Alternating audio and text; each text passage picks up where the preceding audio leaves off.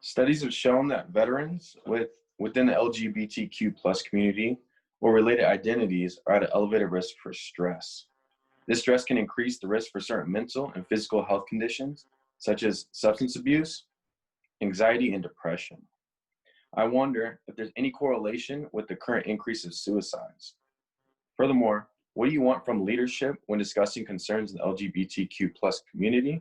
And does it need to be included in our discussions regarding mental health? So mental health is a huge topic within the LGBT community.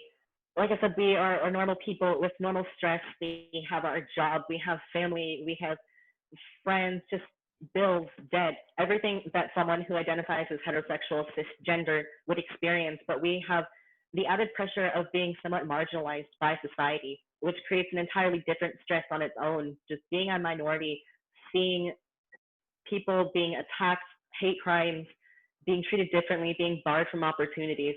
So that adds another layer of stress, right? And then for those who are transgender, it's another layer of stress for feeling really, really uncomfortable in the body you are being, I would say, perceived as someone who you are not. So you do have the added pressure of being LGBT, but something I really want to point out, coming at least from my experience, I don't think being LGBT in itself leads to higher rates of mental illness or suicide. I believe it is absolutely the cultural pressure around us that is creating those situations. Back when I was starting my transition last year, there was a little bit of a delay because I am overseas, but something that someone told me is you have to show absolute certainty that you are mentally stable and there's no problems, and or else you won't get your treatment, or nobody else at this base will get your treatment. So one, I thought was an incredibly unprofessional thing to say to someone, but it also created a whole new layer of anxiety for myself, thinking that my transition and everyone else's would be on the shoulders of me, and I couldn't get upset and I couldn't show emotion, and that of course made me more upset. So I think that's important to realize that it's not being gay, it's not being trans, it's definitely the pressure that other people put on us, the pressure to act okay even when we're not.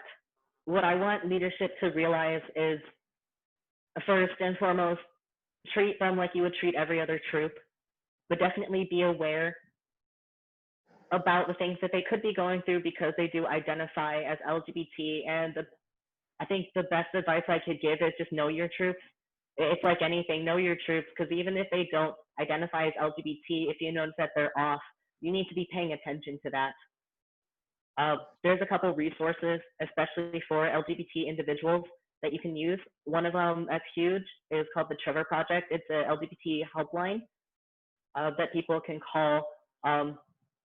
And there's also a bunch of resources about mental health within the LGBT community on their website.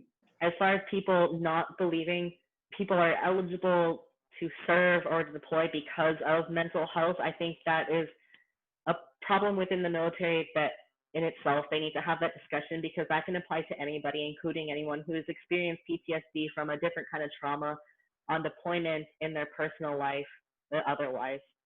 But I do want to emphasize that